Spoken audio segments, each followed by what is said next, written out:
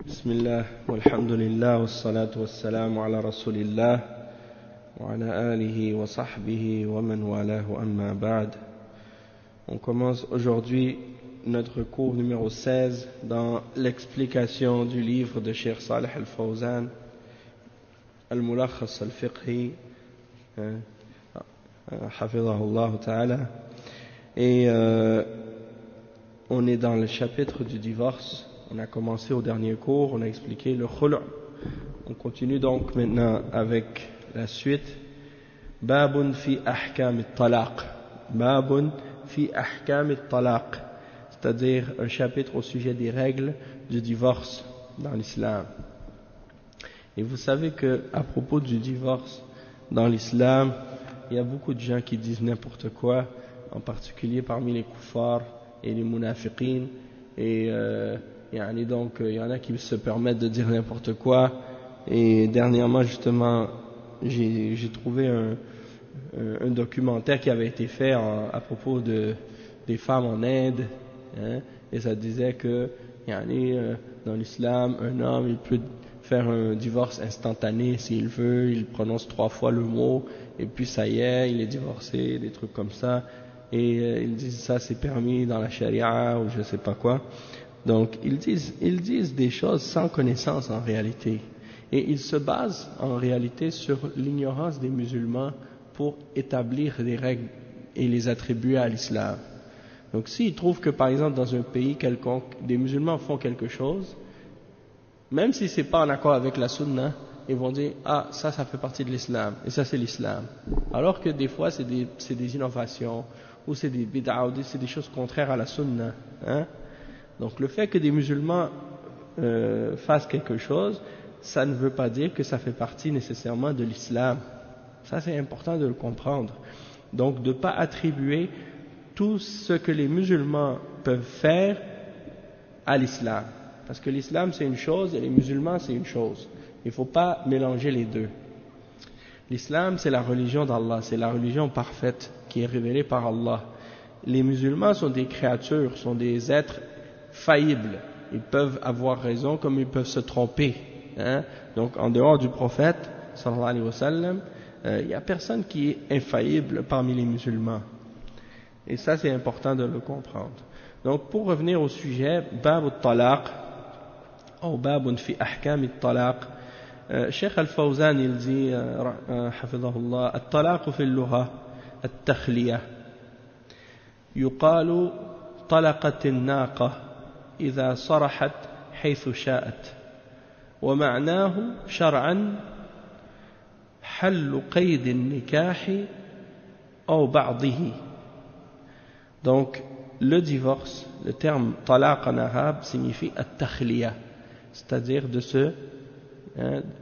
at-takhliya, c'est-à-dire le fait de se détacher de quelque chose, de se séparer de quelque chose, de sortir de quelque chose.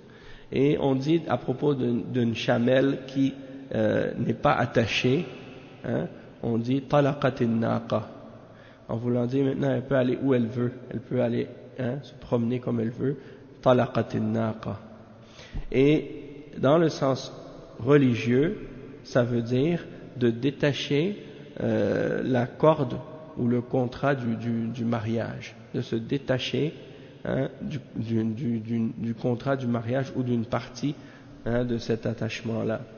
Et il dit amma hukmuhu فهو يختلف باختلاف الظروف والأحوال تارة يكون مباحا وتارة يكون مكروها وتارة يكون مستحبا وتارة يكون واجبا وتارة يكون حراما فتأتي عليه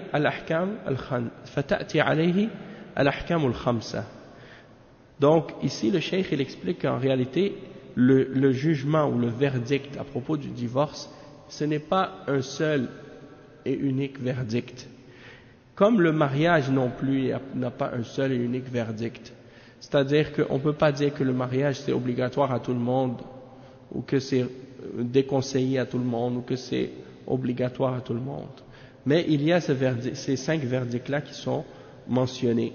C'est-à-dire que ça dépend des situations et ça dépend des états, ça dépend des personnes.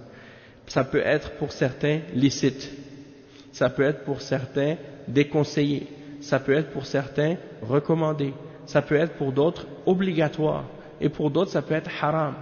Donc ça dépend de la situation de la personne. Et il donne des exemples, il dit فَيَكُونُ مُبَاحًا إِذَا احْتَاجَ إِلَيْهِ الزَّوْجِ لسوء خلق المرأة والتضرر بها مع عدم حصول الغرض من الزواج مع البقاء عليه. Donc il dit dans le cas où c'est licite, c'est lorsque l'homme par exemple il a le besoin de ça, il a besoin de se divorcer. Pourquoi? Parce que sa femme elle a un mauvais comportement et ce mauvais comportement-là lui cause du tort et que il n'arrive pas à obtenir les bienfaits qui découlent du mariage en restant avec cette femme. Alors dans ce cas-là, c'est permis pour lui de divorcer la femme. Et tout ce qu'on dit par rapport à ça, on a mentionné déjà les cas pour le khul' et on a expliqué des exemples sur ça. Donc on ne va pas parler maintenant aujourd'hui du cas de la femme, même si ça s'applique quand même. Il y a des règles qui s'appliquent quand même à ça. Il dit ensuite yukrahu at-talaq idha kana li ghayri haja. يكره الطلاق إذا كان لغير حاجة بأن كانت حال الزوجين مستقيمة وعند بعض الأئمة يحرم في هذه الحال والراجح أنه مباح مع الكراهة لحديث أبغض الحلال إلى الله الطلاق رواه أبو داود وابن ماجه ورجاله ثقات وسماه النبي صلى الله عليه وسلم في الحديث حلالا مع كونه مبغوضا عند الله فدل على كراهته. Le cheikh il explique que si ce divorce-là il est dans une situation de quelqu'un qui n'en a pas besoin, n'a pas besoin de divorcer, c'est pas quelque chose qui est un besoin, alors dans ce cas-là, si la vie conjugale elle est droite, elle est correcte, alors c'est détestable, c'est déconseillé de divorcer dans ce cas-là, et selon certains parmi les imams, c'est même interdit dans ce cas-là. Certains parmi les imams, ils disent que dans ce cas-là, c'est interdit. Et il dit, qu'est-ce qui est correct, au rajih, qu'est-ce qui est le plus authentique à ce sujet-là, c'est que c'est permis, mais détestable. C'est permis, mais il y a quelque chose de détestable là-dedans. Et le cheikh il explique ensuite, il dit la preuve que c'est détestable, il dit c'est le hadith abghadul halal ilallah at-talaq, c'est-à-dire la chose halal qui est la plus détestée d'Allah, c'est le divorce, qui est rapporté par Abu Daoud et Ibn Majah. Et ce hadith là il a été déclaré da'if par Cheikh Al-Albani, d'accord? Toutefois le cheikh il l'a mentionné ici comme exemple. Il dit que dans ce hadith-là, il mentionne que le prophète il mentionne que la chose est halal, la chose en question est halal, et que malgré ça, Allah la déteste. Donc c'est la preuve que c'est quelque chose qui est makruh, détestable, déconseillé, malgré que c'est permis. Donc il dit le fait que c'est détestable, il dit ووجه كراهته أن فيه إزالة للنكاح المشتمل على المصالح المطلوبة شرعا. Donc une des raisons pourquoi ce serait quelque chose de détestable, c'est parce que en faisant ce divorce-là, on enlève un mariage dans lequel il y a des bienfaits qui sont recherchés par la religion de l'islam. Et il donne un autre exemple dans un cas dans lequel le divorce est conseillé, recommandé. Il dit يستحب الطلاق في حال الحاجة إليه بحيث يكون في البقاء على الزوجية ضرر على الزوجة كما في حال الشقاق بينها وبين الزوج وفي حال كراهتها له فإن في بقاء النكاح مع هذه الحال ضررا على الزوجة والنبي صلى الله عليه وسلم يقول لا ضرر ولا ضرار. Donc le cheikh explique qu'il est recommandé de divorcer dans le cas où il y a un besoin pour le divorce, du fait que si les époux restent mariés, il y aura dans ça un mal et un tort qui sera fait à l'épouse. Et donc, si, comme par exemple dans le cas où il y a des disputes et des conflits entre l'homme et la femme, ash-shiqaq, des déchirures entre les époux, alors dans ce cas-là, il dit par exemple dans le cas où la femme elle déteste son mari, elle ne peut pas le supporter, alors si elle demeure avec cet homme-là dans ce mariage-là, eh bien ça peut causer du tort à la femme. Alors dans ce cas-là, le prophète sallallahu alayhi wa sallam il dit la darara wa la dirar, c'est-à-dire tu vas pas te faire du tort à toi-même ni faire du tort à quelqu'un d'autre. Ça c'est une des explications du hadith. Après le cheikh il dit ويجب الطلاق على الزوج إذا كانت الزوجة غير مستقيمة في دينها كما إذا كانت تترك الصلاة أو تؤخرها عن وقتها ولم يستطع تقويمها أو كانت غير نزيهة في عرضها فيجب عليه طلاقها في تلك الحال على أصح القولين.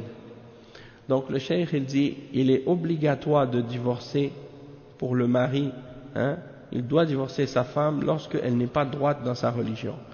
Donc dans le cas de la femme par exemple qui ne fait pas la salat ou bien qui la retarde de son temps sans raison valable et qui n'est pas capable, malgré qu'il a essayé de la ramener à la droiture mais il n'a pas été capable, ou une femme qui n'est pas pure, qui n'est pas propre dans son honneur, elle fait des choses déshonorantes, alors dans ce cas-là il est obligatoire pour lui de la divorcer, dans une situation pareille selon l'opinion la plus authentique des paroles des ulama à ce sujet-là.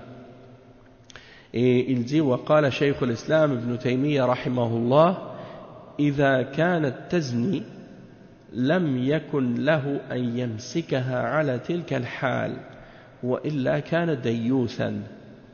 Donc il dit, Cheikh al-Islam ibn Taymiyyah, il dit si la femme par exemple elle fait l'adultère ou elle fait l'adultère, alors dans ce cas-là il est obligatoire pour le mari dans ce cas-là de divorcer sa femme.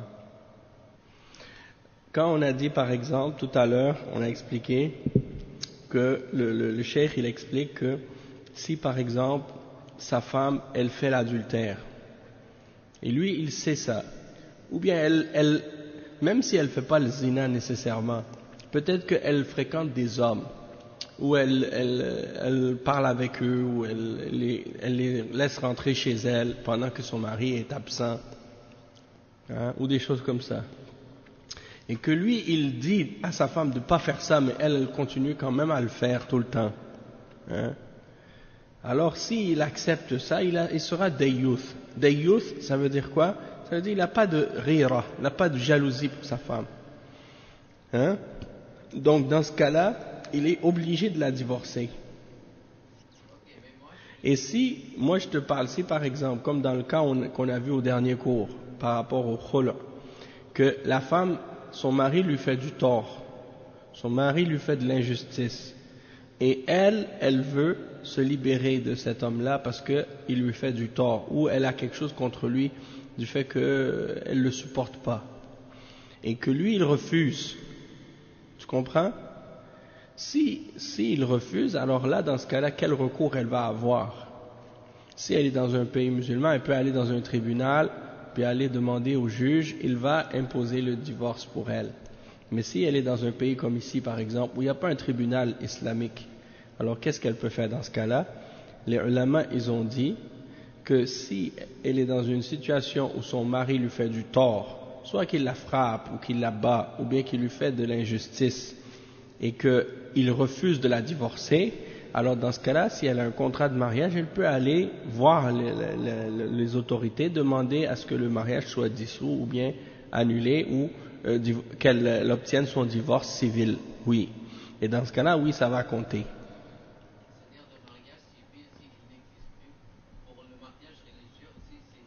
Mais je t'ai donné un exemple bien spécifique. Est-ce que tu as compris? Arrête de boire ça pendant que je te parle. Je suis en train de t'expliquer un cas spécifique où la femme, elle subit une injustice de la part de son mari. Est-ce que tu comprends ça? C'est dans ce cas-là que, oui, ça compte. Tu comprends? D'accord. Khalas. Donc si tu as compris, ça y est. La question, elle est claire. Non, alhamdulillah. Tout le monde est content maintenant. Alhamdulillah.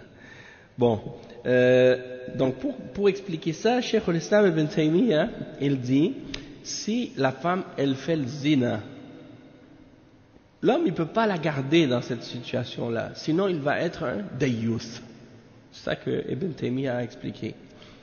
Et ensuite, il dit, وَإِذَا كَانَ الزوج غير مستقيم في دينه وجب على الزوجة طلب الطلاق منه أو مفارقته بخلع وفدية ولا تبقى معه وهو مضيع لدينه.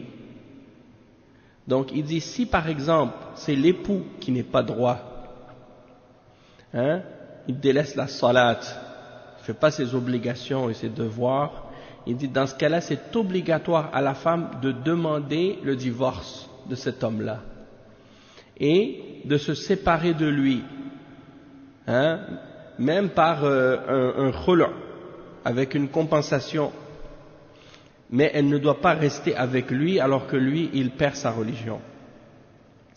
Et il dit ensuite le cheikh, وَكَذَا يَجِبُ عَلَى الزَّوْجِ الطَّلَاقِ إِذَا آلَ مِنْ زَوْجَتِهِ بأن حلف على ترك وطئها ومضت عليه 4 أشهر وأبى أن يطأها ويكفر عن يمينه بل استمر على الامتناع عن وطئها فإنه حينئذ يجب عليه طلاقها ويجبر عليه لقوله تعالى للذين يؤلون من نسائهم تربص 4 أشهر فإن فاءوا فإن الله غفور رحيم وإن عزموا الطلاق فإن الله سميع عليم.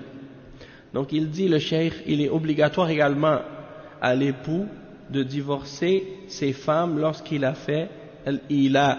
Al-ila, c'est-à-dire il a juré qu'il n'allait plus avoir de rapport intime avec elle, il n'allait plus avoir de rapport ou de relation avec elle. Et il ne doit pas dépasser 4 mois à s'abstenir d'avoir des rapports intimes avec elle. Et si il dépasse ces 4 mois et qu'il n'a toujours pas eu de rapport intime avec elle, alors dans ce cas-là, il doit expier son serment. C'est-à-dire que s'il a juré qu'il n'allait pas faire de rapport avec elle,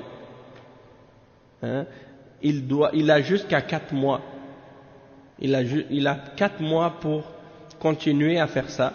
Si après 4 mois, il n'a pas cessé de s'abstenir de ses femmes et qu'il n'a pas brisé son serment, eh bien dans ce cas-là, s'il continue à s'abstenir d'elle, alors il est obligatoire pour elle de la divorcer après 4 mois. Et il doit être forcé à divorcer. Pourquoi? Une des raisons pour ça, c'est parce que la femme, elle a des droits elle aussi.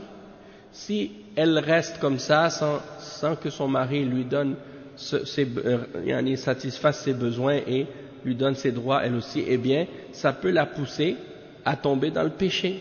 D'accord? Et ça, c'est très important.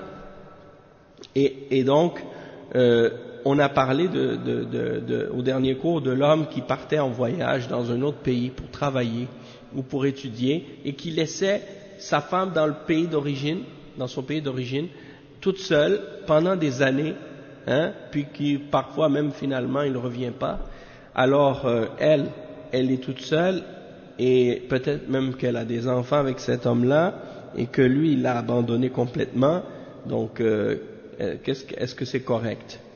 Non, c'est pas correct. Et il doit la divorcer, hein, s'il ne peut pas la prendre avec lui ou aller la visiter régulièrement, hein, parce qu'elle a des droits elle aussi. Et il cite le cheikh le verset 266 et 267 dans Surat al-Baqarah à propos de Al-Ilah, justement, qui fait partie des chapitres qu'on va parler de toute façon de ça en détail à propos de cette question de Al-Ilah.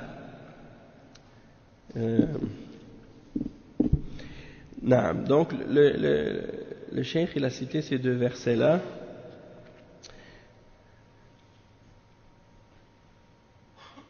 Pardon, 226, 227 dans Surat al-Baqarah. Donc pour ceux qui font le serment de se priver de leur femme, il y a un délai d'attente de 4 mois. Et s'ils reviennent de leur serment, celui-ci sera annulé, car Allah est certes pardonneur et miséricordieux. Mais s'ils se décident au divorce, hein, celui-ci devient exécutoire, car Allah est certes audient et omniscient. D'accord? Et il dit ensuite, le cheikh, وَيَحْرُمُ الطَّلَاقُ عَلَى الزَّوْجِ فِي حَالِ حَيْضِ الزَّوْجَةِ وَنِفَاسِهَا في طهر وطأها فيه ولم يتبين حملها وكذا إذا طلقها ثلاثا ويأتي بيان هذا إن شاء الله. Donc ça c'est une chose aussi, c'est ça que je disais tout à l'heure, que beaucoup de gens ne connaissent pas les règles du divorce, et ils divorcent n'importe quelle manière, et parfois les kuffars ils prennent de cette ignorance des musulmans des raisons pour critiquer l'islam. Et ils attaquent l'islam en se basant sur les actions des musulmans, au lieu de se baser sur les principes et les enseignements de l'islam eux-mêmes. Et on a expliqué que ce que les musulmans font, ça ne veut pas dire que ça fait partie de l'islam nécessairement, ou que c'est en accord avec l'islam, hein. On a plein d'exemples de ça. Par exemple, le terrorisme, hein, beaucoup de musulmans qui font des actes de terrorisme, ils pensent que ça c'est correct, alors que ça c'est interdit par l'islam. Et l'exemple du divorce, certains musulmans ils divorcent n'importe comment. Ils pensent qu'ils peuvent juste prononcer talaq n'importe quand, n'importe où, n'importe quelle manière, et puis que ça va compter, hein, alors que non. Et donc le cheikh il explique, il dit, il est interdit pour le mari de prononcer le divorce lorsque sa femme elle a ses règles. Donc combien de musulmans savent ça? Combien de musulmans il va prononcer le divorce de sa femme pendant qu'elle est menstruée, pendant qu'elle a ses menstruations, alors que ça c'est interdit? Et de même que c'est interdit de la divorcer dans une période de pureté dans laquelle il a déjà eu des rapports sexuels avec elle. C'est-à-dire que la femme, si elle a terminé ses règles, puis qu'elle s'est purifiée, toi tu viens, tu as des rapports avec elle, tu peux pas la divorcer, tu peux pas prononcer le divorce jusqu'à ce qu'elle ait eu ses règles et qu'elle se soit repurifiée. Là, après, tu peux prononcer le divorce, si tu veux la divorcer vraiment. Mais pas pendant qu'elle a eu ses règles et pas pendant que tu as eu un rapport sexuel avec elle pendant la période de pureté. Hein? Donc, combien de musulmans savent ça? Soit qu'ils divorcent pendant les règles, hein, pendant les menstrues, alors ça c'est interdit, ou bien ils ont un rapport sexuel avec elle, puis ils prononcent après ça le divorce. Et ça aussi c'est interdit.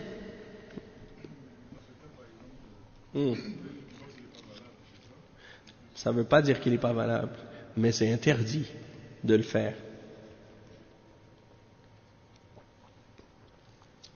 La question de la validité du divorce ou non, ça c'est un autre sujet.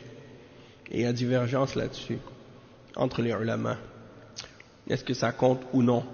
C'est-à-dire, certains vont dire, ça c'est qu'est-ce qu'on appelle le talaq al-bid'i. C'est un talaq qui est innové. Mais certains disent, il ne compte pas. D'autres ulama disent, non, il compte.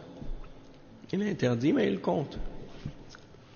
Hein? Donc il y a divergence là-dessus, on va en parler de ça de toute façon. Attends. Le cheikh il dit دليل نعم Donc, si par exemple,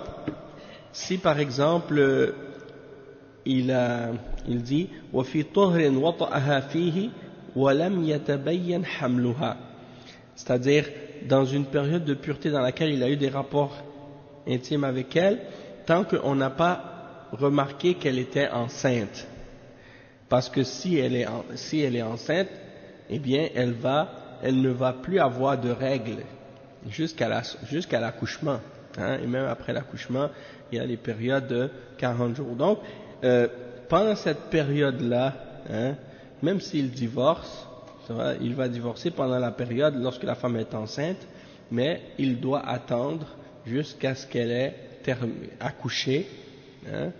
Donc pendant tout ce temps-là, disons que sa période de idda va être très longue, de toute façon. Peut-être que pendant ce temps-là, il va avoir des remords, et il va regretter, puis il va reprendre sa femme, il va pas se séparer d'elle. Donc il y a des gens comme ça, c'est ça, ils disent à la femme, je te divorce 3 fois, hein, ou bien ils disent, je te divorce, va-t'en, retourne chez tes parents. Donc la femme, elle sort, elle va chez ses parents. Il l'a divorcée pendant ses règles. Il a prononcé le divorce 3 fois, ça c'est interdit aussi. Après, il l'a sortie de chez lui, alors que la sunna, c'est qu'elle doit rester avec lui, c'est sûr. Du moment qu'il l'a divorcée 3 fois, par contre, ça c'est sûr que là ça devient un talaq ba'in. Si ça compte, ça veut dire que le divorce est définitif, il ne peut plus la reprendre après. Hein?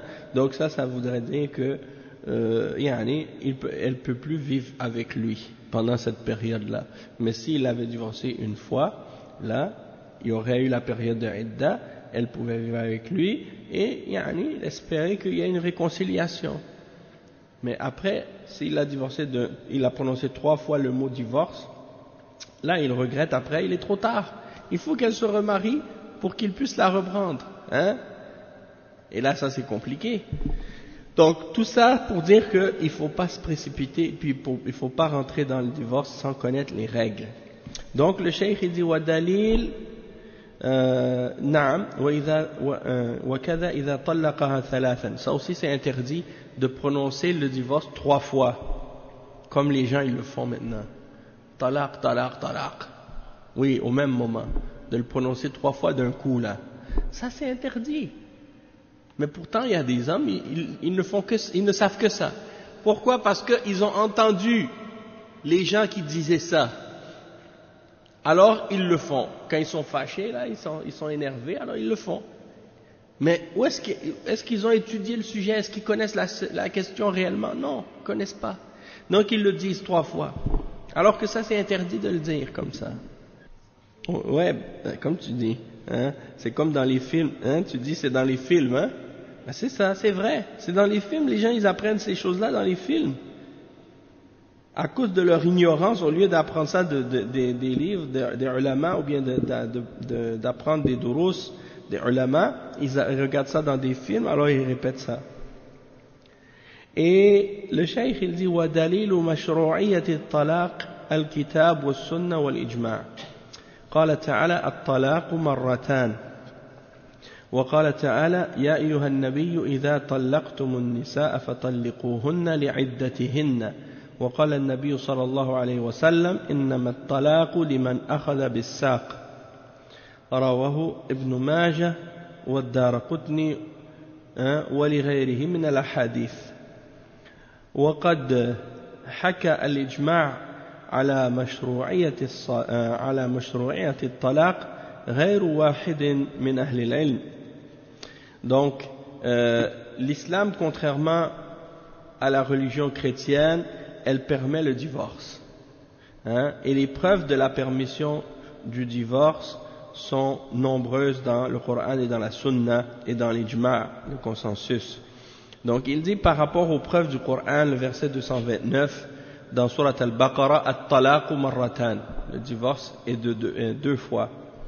Et le verset 1 dans Surat al-Talaq, Ya ayyuhan nabiyyu, ô toi le prophète, lorsque tu divorces les femmes, divorce-les selon leur idda, c'est-à-dire pas pendant leur période de menstru, et pendant la période de pureté dans laquelle tu n'as pas eu de rapport intime avec elle. C'est ça que ça signifie طلقوهن لعدتهن. Et il cite un hadith qui est rapporté par Ad-Daraqutni, إنما الطلاق لمن أخذ بالساق. Donc ça ici c'est un hadith parmi les hadiths qui mentionnent la mention du divorce. Et al-ijma', il y en a plusieurs parmi les hommes de science qui ont rapporté le consensus à ce sujet-là. والحكمة فيه ظاهرة وهي من محاسن هذا الدين الإسلامي العظيم فإن فيه حلا للمشكلة الزوجية عند الحاجة إليه. قال تعالى فإمساك بمعروف أو تسريح بإحسان. وقال تعالى وإن يتفرقا يغني الله كلا من سعته وكان الله واسعا حكيما. Donc le cheikh il dit que la sagesse dans le divorce elle est apparente et ça fait partie des beaux principes et des enseignements de cette religion de l'islam, parce qu'il y a une solution pour les problèmes conjugaux lorsqu'on a besoin du divorce, tandis que dans les religions où il n'y a pas cette possibilité-là, eh bien parfois ça peut amener même à des conséquences vraiment graves, hein? Ça peut même amener parfois au meurtre ou à d'autres malheurs semblables. Et le cheikh il explique ensuite les preuves de ça parmi les choses qui indiquent cette sagesse-là dans le Coran par rapport au divorce. Le verset 229 dans Surat Al-Baqarah, فَإِمْسَاكٌ بِمَعْرُوفٍ أَوْ تَسْرِيحٌ بِإِحْسَانٍ. Soit tu gardes ton épouse dans le bien, hein, avec une bonne relation avec elle, ou bien tu la laisses partir d'une belle manière, avec bienveillance. Donc c'est pas de vivre avec elle et que ça cause du tort à l'homme ou à la femme, hein, parce que dans ce cas-là il n'y a pas de bienfait, hein, ni pour elle ni pour lui. Et il dit dans le verset 130 dans Surat An-Nisa, et s'ils se séparent, il va enrichir chacun de ses largesses. Et certes Allah est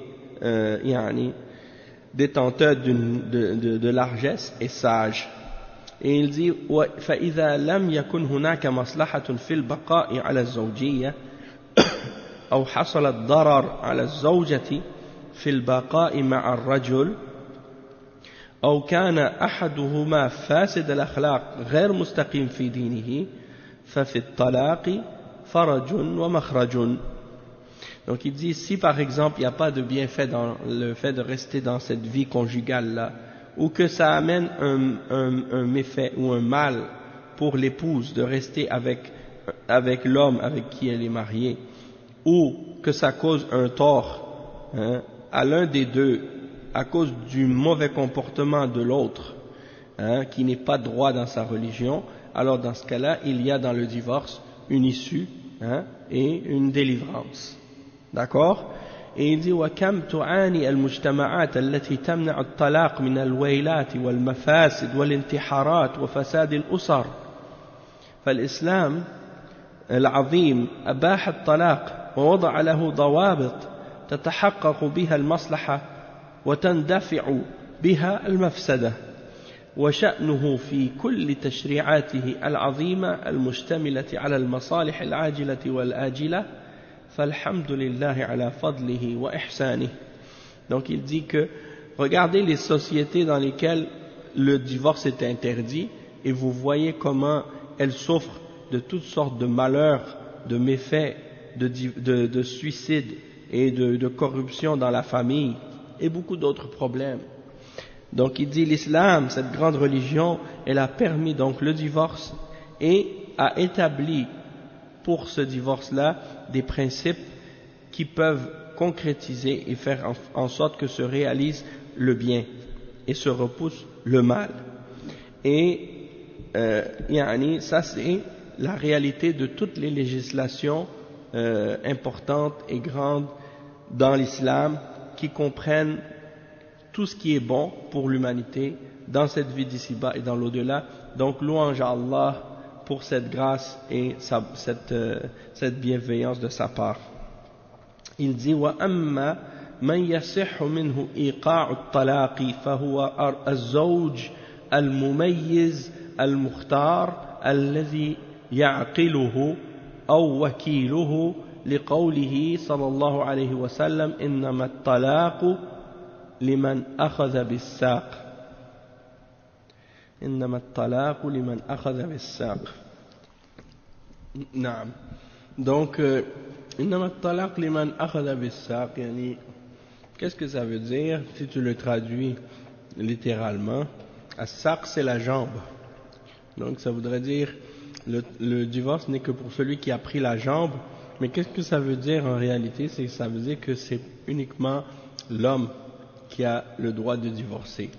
Et ici, le cheikh explique que pour que le divorce soit prononcé et que ça compte et que ça soit valable, il faut que la personne qui le prononce soit l'époux et il soit mumayyiz, c'est-à-dire qu'il ait le discernement, hein, c'est-à-dire que le discernement, c'est-à-dire il a l'âge de raison qui lui permet de distinguer entre les choses, et al-mukhtar, c'est-à-dire il faut que ce soit une personne qui ne soit pas sous la contrainte, il ne faut pas que ce soit quelqu'un qui soit forcé, donc il a le choix et il n'a pas été forcé ou contraint à le faire par quelqu'un, comme si quelqu'un qui vient par exemple avec une arme et qui dit par exemple divorce-la, hein? Donc dans ce cas-là, s'il le prononce le divorce par la contrainte, ça ne va pas compter parce qu'il a été forcé. Et ya'qiluhu, c'est-à-dire il a sa raison, il a toute sa tête, donc il ne va pas par exemple dans un moment de folie ou dans un moment de perte de conscience prononcer le divorce, alors dans ce cas-là ça compte pas.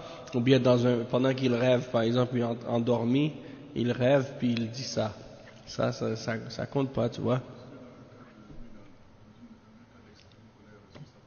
Si c'est la colère, ça veut dire que ça doit arriver à un niveau de colère qui s'apparente à la folie. Donc s'il est en colère au point d'être devenu presque fou, il a perdu la tête complètement, il sait même plus ce qu'il dit, alors dans ce cas-là, de toute façon le cheikh il mentionne ça justement. Et donc c'est soit lui ou son wakil, c'est-à-dire celui qui a été désigné par le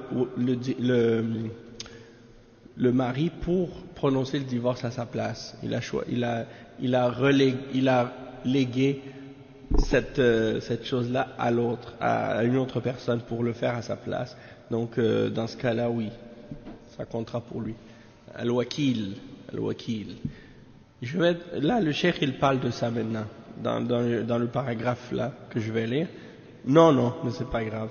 Le cheikh il dit وَأَمَّا مَنْ زَالَ عَقْلُهُ وهو معذور في ذلك كالمجنون والمغمى عليه والنائم ومن أصابه مرض أزال شعوره كالبرسام أو البرسام ومن أكره على شرب مسكر أو أخذ بنجا ونحوه لتداو فكل هؤلاء لا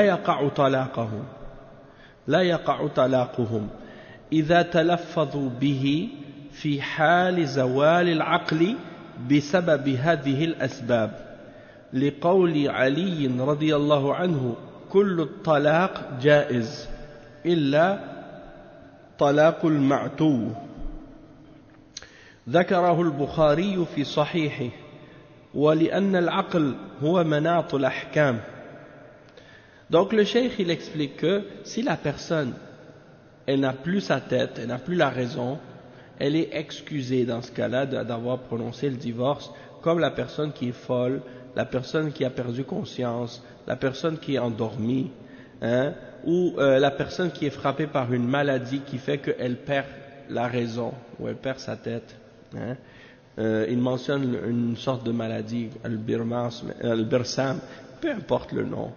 Si la personne elle est affectée par une maladie quelconque qui fait que pendant un certain temps ou bien de façon permanente elle n'a plus la tête, donc bien entendu le divorce ne va pas être prononcé de façon valide de sa part, de même que la personne qui a été forcée à prendre quelque chose qui est intoxiquant, qui va lui faire perdre la tête, ou bien quelqu'un qui a pris un médicament qui lui a fait perdre la tête aussi. Donc des fois il y a des médicaments comme ça qui étourdissent, bien qui font perdre la tête, ça peut arriver. Donc tous ceux-là, leur divorce ne va pas être valide, même s'ils l'ont prononcé, parce que s'ils le prononcent pendant cette période dans laquelle ils ont perdu la tête, eh bien peu importe la cause pour laquelle ils l'ont prononcé, du moment qu'ils n'ont pas leur tête, ils n'ont pas toute leur tête, alors dans ce cas-là, ça ne va pas compter. Et il dit que Ali radiallahu anhu, il a dit à ce sujet-là, le divorce est permis, excepté le divorce de la personne qui a perdu ses facultés intellectuelles ou bien qui n'a pas sa tête. C'est rapporté par Al-Bukhari dans son Sahih, et aussi parce que dans la religion de l'islam, dans la religion de l'islam, al-aql, la raison, c'est une des bases c'est une des choses sur lesquelles le verdict de la charia ou les règles de la charia sont attachées à ça.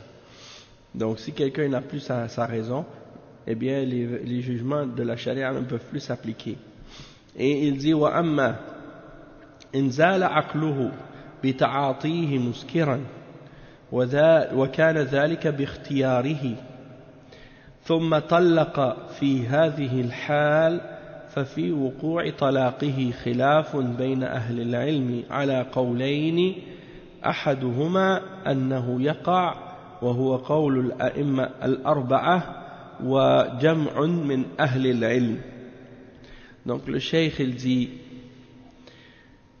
si la personne elle a perdu la raison à cause qu'elle a pris de l'alcool, mais que c'était volontaire, c'est-à-dire c'est pas quelqu'un qui l'a forcé à boire de l'alcool, elle a choisi elle-même de boire l'alcool volontairement, alors dans ce cas-là il y a deux positions chez les ulama sur la validité ou sur le fait que ce divorce-là va être effectif ou non. Et la position des ulama à ce sujet-là, la première c'est que ça compte. Le divorce va compter malgré tout parce qu'il a fait ça volontairement. Et c'est la position des 4 imams parmi les madahib. Les 4 imams des madahib, Abu Hanifa, Malik, Shafi'i et Ahmad, et un groupe d'entre les ulama. Ils considèrent tous que ça compte.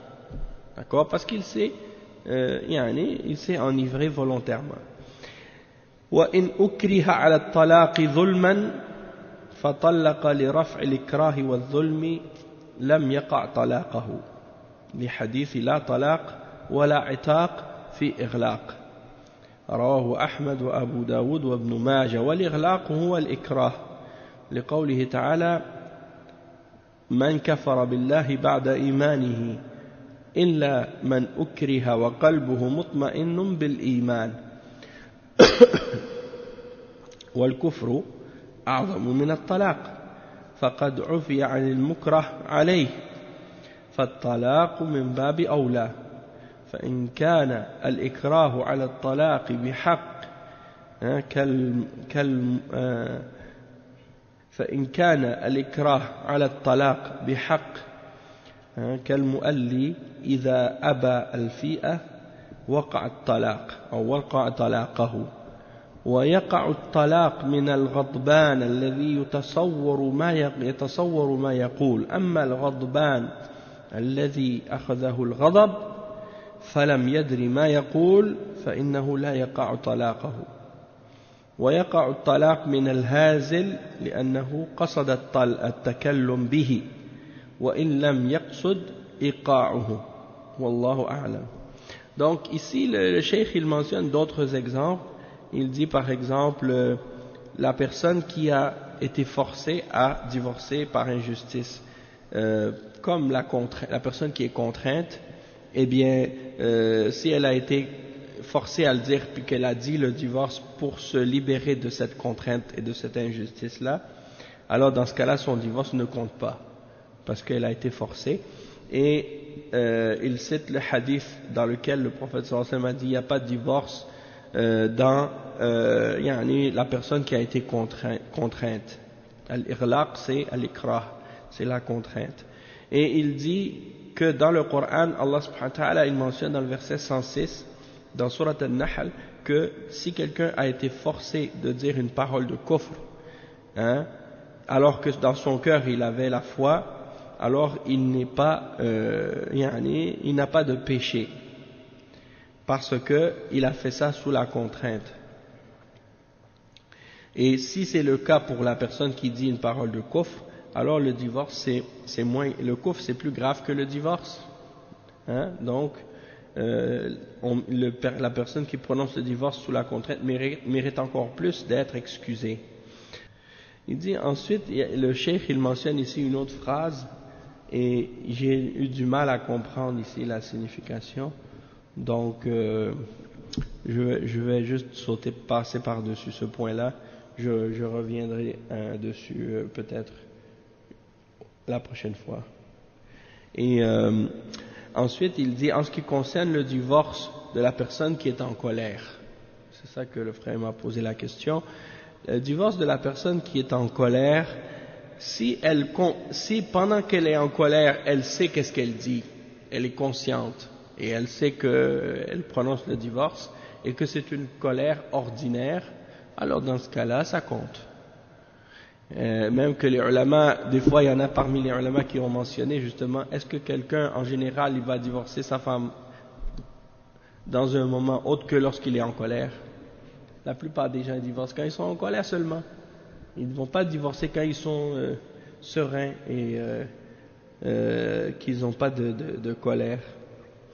Donc il ne faut pas s'étonner de ça. Le problème c'est pas la colère, c'est-à-dire tu peux pas prendre comme excuse à chaque fois la colère, parce que la colère c'est quelque chose de normal et en général quand par exemple quelqu'un est fâché avec sa femme, il est en colère, il va prononcer le divorce, c'est comme ça que ça se passe en général.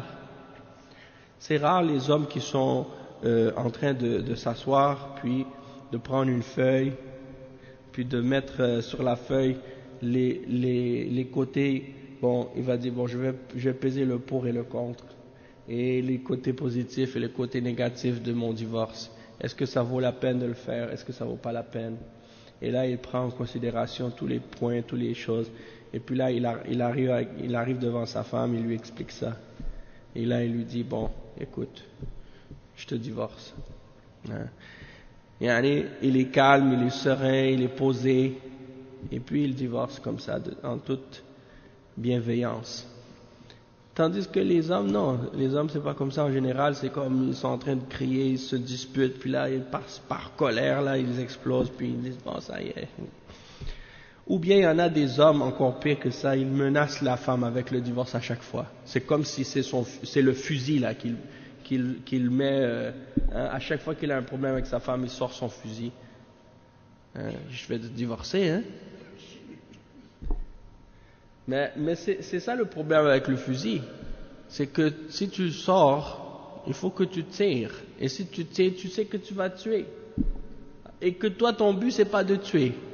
Alors pourquoi tu sors ce fusil, C'est comme si tu veux tuer une mouche. Avec quoi tu vas la tuer? Tu vas la tuer avec une masse, avec un marteau, ou bien tu vas essayer de prendre un petit truc là pour tuer les mouches. Non, il faut pas sortir les gros fusils si tu sais que tu vas pas l'utiliser, parce qu'à la fin ça va devenir une menace qui est vide. La femme elle va dire, ok, vas-y, divorce-moi si c'est ça que tu veux, finalement. Parce qu'à chaque fois tu le dis, puis tu le fais jamais. Finalement, un jour, elle va être fâchée elle aussi, elle va être énervée, et elle va te dire, vas-y. Puis toi, tu vas faire quoi à ce moment-là? Elle va voir que tu n'es pas sérieux. Elle va voir que tu ne le penses pas vraiment, ou bien que tu ne veux pas vraiment le faire, et toi, tu utilises ça comme un objet, comme une menace. Et ça, c'est la pire des choses à faire. Parce que le divorce, c'est pas quelque chose qu'on doit utiliser de cette manière-là. Et c'est pas quelque chose qu'on doit utiliser dans ce sens-là non plus. Hein? Parce que c'est le dernier recours. Après ça, il n'y a pas d'autre chose. Donc, utilise autre chose. Hein? Trouve d'autres méthodes, d'autres manières. Hein? Tu vas pas à chaque fois amener ta femme à faire quelque chose, tu utilises la menace à chaque fois du divorce. C'est insensé de faire ça. Hein? Allah al-Musta'an. Et donc, le cheikh, il explique que si c'est la colère que la personne a, qui le prend, comme j'ai dit tout à l'heure, c'est une colère qui approche de la folie. Dans le sens que quand il est dans cette colère-là, il est dans un état où il ne sait même plus qu'est-ce qu'il fait, où il ne sait même plus qu'est-ce qu'il dit. Alors dans ce cas-là, ça ne va pas compter. Parce qu'il ne se rappelle même pas qu'est-ce qu'il a dit après. Hein? Et il dit, de même que la personne qui plaisante. Hein? Des fois, il y a des gens comme ça. Allah musta'an. Et même, dernièrement, il y a un frère qui m'a dit, il vient de se marier avec sa femme, tout de suite, il dit, je te divorce. Comme ça. Je dis, mais subhanallah, tu viens de te marier, tu dis à ta femme, je te divorce. Et après, il dit, non, je plaisante. Ben, ça compte quand tu plaisantes. Oui. Le prophète sallallahu alayhi wa sallam, il dit, il y a 3 choses. Si tu le dis sérieusement, ça compte. Et si tu le dis en plaisanterie, ça compte. Et une de ces 3 choses-là, c'est le divorce. L'autre, c'est le mariage. Et l'autre, le troisième, je ne me rappelle plus, je pense que c'est le commerce. Hein? Ar-ruju', ouais, ar-raj'a. C'est ça, quand tu veux reprendre la femme, ça compte aussi. Tu ne peux pas plaisanter dans ces affaires-là. Il n'y a pas de plaisanterie là-dedans. C'est quelqu'un là, comme ça, il veut plaisanter. Il dit, ouais, je te donne ma fille en mariage. Et l'autre, il dit, j'accepte. Non, je plaisante, c'est pas vrai. Mais, tu l'as mariée, ça y est. Elle est mariée pour de vrai. Après le divorce, tu veux dire? Si quelqu'un, il te dit, je te donne ma fille en mariage, hein, et l'autre, il dit, j'accepte, le mariage, il est conclu. Ben, s'il y a des témoins, oui, mais s'il n'y en a pas, c'est-à-dire, les témoins, c'est pas difficile. Non, c'est le père de la fille. Par exemple, quelqu'un ici qui a une fille, il dit à un des frères, je te donne ma fille en mariage. Et l'autre, il dit, j'accepte. Et vous êtes tous témoins là. C'est qu'il aurait dit ça à la personne. Eh bien là, le mariage compte. Ça veut dire qu'il serait marié vraiment. Le cheikh, il n'a pas un rôle réel dans ça. C'est pas ça l'affaire. Le cheikh, il est là probablement juste pour vérifier que tout est fait correctement. C'est juste pour ça qu'il doit être là en réalité. Sinon, s'il n'était pas là, le mariage serait valide quand même. Tu comprends? Le wali, le prétendant, les 2 témoins, ils demandent la question, il y a la réponse.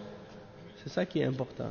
Maintenant, après, c'est sûr, il faut qu'il y ait l'enregistrement du mariage et tout, pour que ce soit officiel. Sinon, ça compte pas. Hein. C'est-à-dire, en particulier dans les pays musulmans, là.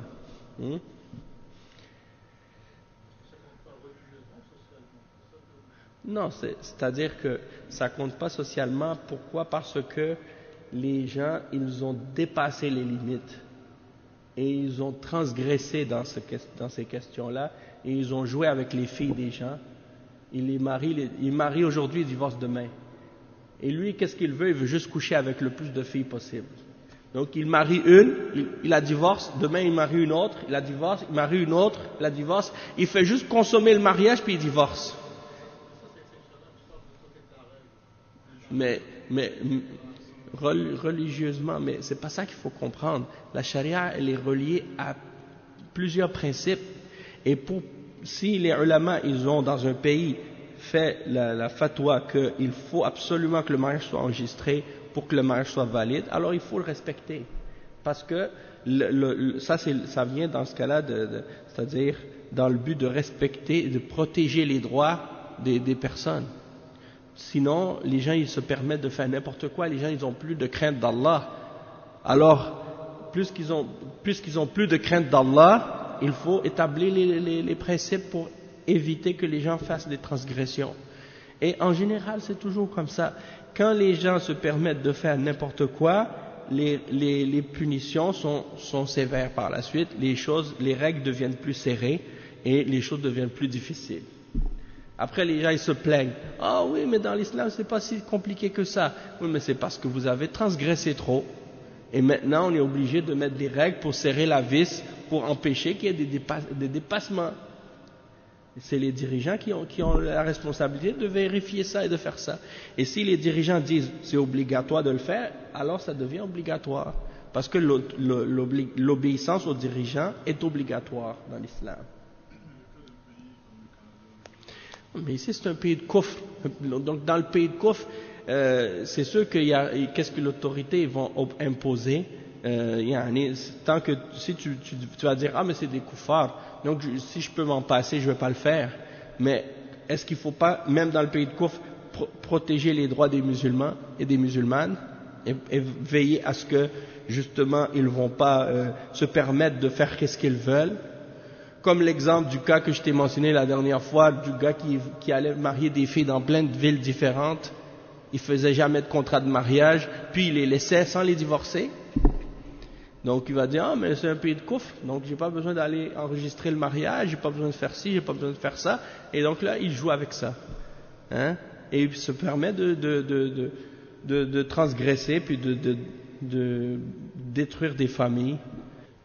Bon, je pense que je comprends ce que tu veux dire par rapport à ça. Non, je comprends exactement où tu veux en venir. Mais il y a une chose que tu ne dois pas oublier. C'est que la réalité, c'est que ça fait partie des conséquences négatives de vivre dans les pays de kufr. Donc, d'une certaine façon, il y a un moment donné où tu ne pourras pas t'en échapper de ces conséquences négatives-là. Et donc tu subis ça. Si tu veux pas être dans cette situation où on t'impose des règles contraires à l'islam, alors va vivre dans un pays musulman. C'est ça la règle. Et si par exemple tu vas dire bon, je suis ici et je veux pas que ça se passe comme ça. Je vais me marier avec une femme musulmane. Dans ce cas-là, mets-toi d'accord avec elle déjà en partant sur les principes que tu veux que elle respecte par rapport à toi sur les questions qui ont rapport avec le mariage et le divorce. Et la parole s'envole et les écrits restent. C'est ça que les gens disent. Alors dans ce cas-là, tu l'écris avec elle, mais même si ça n'aura pas de poids légal, mais n'empêche que le musulman, il est censé respecter sa parole. Donc tu t'entends avec la personne sur ces principes-là. Si elle n'est pas d'accord, alors tu dis non, dans ce cas-là c'est correct, on ne va pas se marier. D'accord? Mais sinon, comme je te dis, la meilleure solution, si tu veux éviter des complications comme ça, c'est d'aller dans un pays musulman et vivre là-bas et de te marier là-bas. Comme ça, Inch'Allah, tu sais qu'il n'y aura pas toutes ces complications-là. Effectivement. Donc c'est pour ça que la da'wa elle est obligatoire partout. Et que l'appel à la charia et le fait d'appeler aux principes de l'islam, ça c'est obligatoire partout dans les pays musulmans et non musulmans. Parce que comme le frère il dit maintenant, qu'est-ce que les kuffars sont en train d'essayer d'implémenter ici dans leurs lois? Ils essaient maintenant de plus en plus d'influencer les pays musulmans pour qu'ils acceptent les mêmes lois qu'ici, là-bas, hein, et déformer les règles de l'islam. Donc, c'est pour cette raison-là qu'il faut qu'il y ait une résistance de la part des ulama, de la part des tullab al-ilm, dans le sens qu'ils doivent enseigner et éduquer la population et les musulmans pour qu'ils connaissent leurs règles islamiques et leurs droits en islam et qu'ils s'opposent à toutes les influences et les impositions des pays de kufr pour que ces gens-là cessent de s'ingérer dans la vie des musulmans et dans leur façon de vivre. Ça c'est très important. Ala kulli hal, et donc c'est ça. On va s'arrêter ici pour aujourd'hui. C'est ça. Le cheikh dit donc يقع الطلاق من الهازل لأنه قصد التكلم به وإن لم يقصد إيقاع. Donc même s'il n'avait pas l'intention, s'il l'a dit, ça compte. S'il était fâché ou s'il était